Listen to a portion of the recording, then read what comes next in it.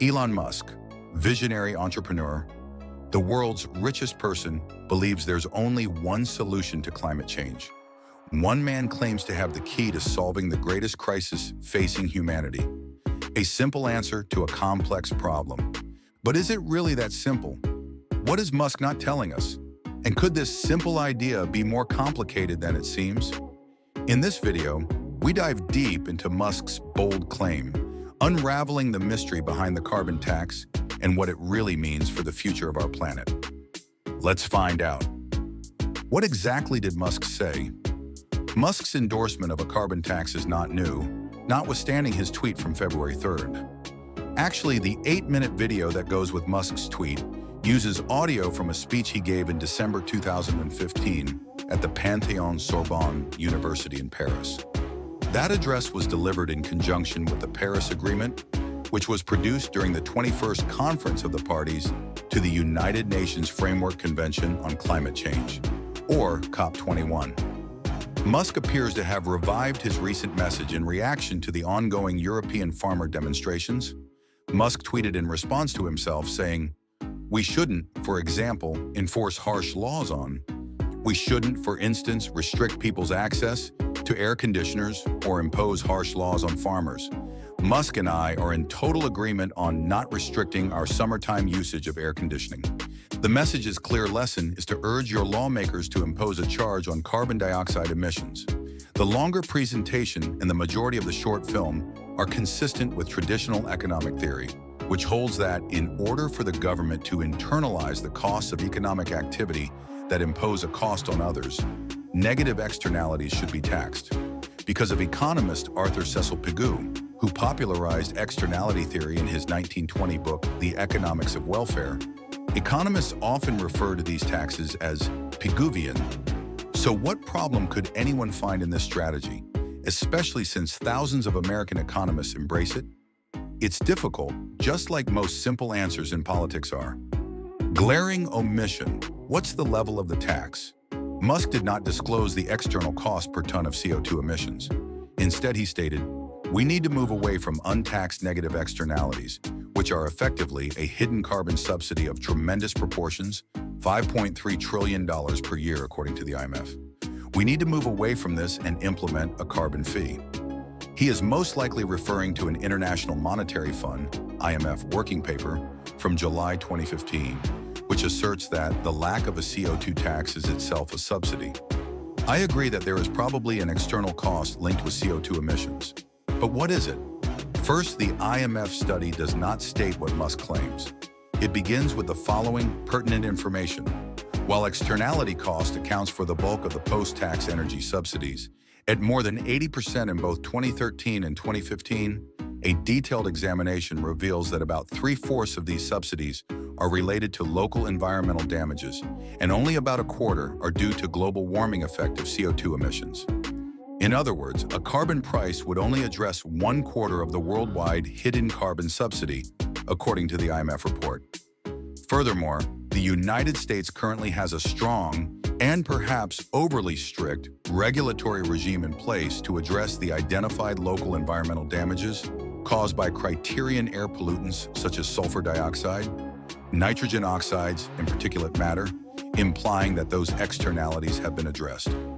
Second, if we want to internalize the climate externality, what level of CO2 tax should we impose? According to mainstream economics, the appropriate carbon price is the social cost of CO2, SCC. The IMF relied on a 2013 U.S. interagency working group research on the SCC, which employed a 3% discount rate and numerous integrated assessment models, IAMs, to arrive at a core estimate of approximately $43 per ton for SCC. Remember that discount rates are employed in cost-benefit calculations to allocate appropriate weight to future expenses and benefits. The higher the discount rate, the less weight the model places on future impacts. There is a political dimension to this technical matter.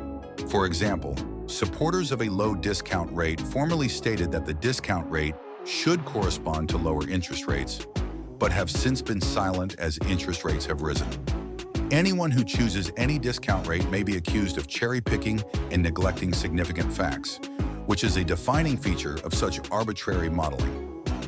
However, adopting a 7% discount rate, the 2150 SCC suggests that the most economically efficient carbon price would be 0.63 per ton of CO2.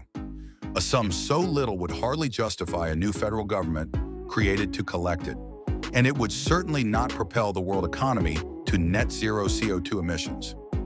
The ideal level of CO2 tax should be a key component of Musk's proposal, yet he refuses to provide his own SCC estimate.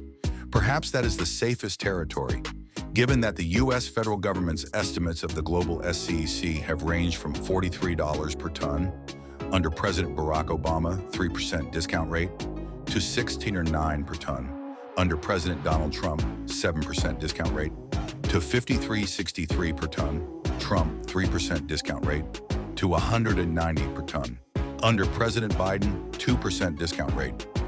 If the global SCC, the climate externality, could be zero, $50 per ton, or $200 per ton, what is the economic reason to internalize it? One final point about the carbon tax rate. In the Q&A section of his 2015 lecture in Paris, Musk said, "Any price you put on it will be more correct than close to zero," which it is right now.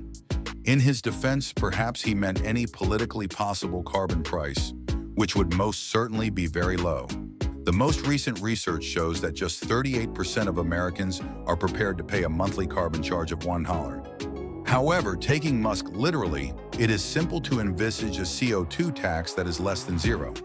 Consider a carbon price of $500 per ton. Even if we believe the SCC is $190 per ton, zero is closer than $500 per ton. Musk has suggested that people urge politicians to impose a carbon price, but it remains unclear if he supports a global governance framework for a carbon tax. Musk argues that companies failing to act now will bear the brunt of future carbon taxes.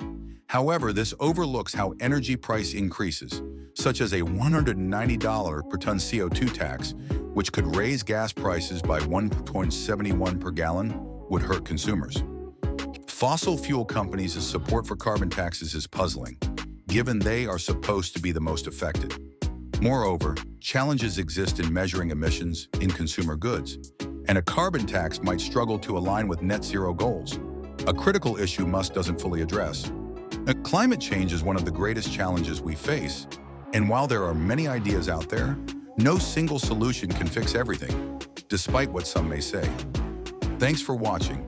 If you found this video insightful, make sure to like, subscribe, and share your thoughts in the comments. Until next time, let's keep the conversation going.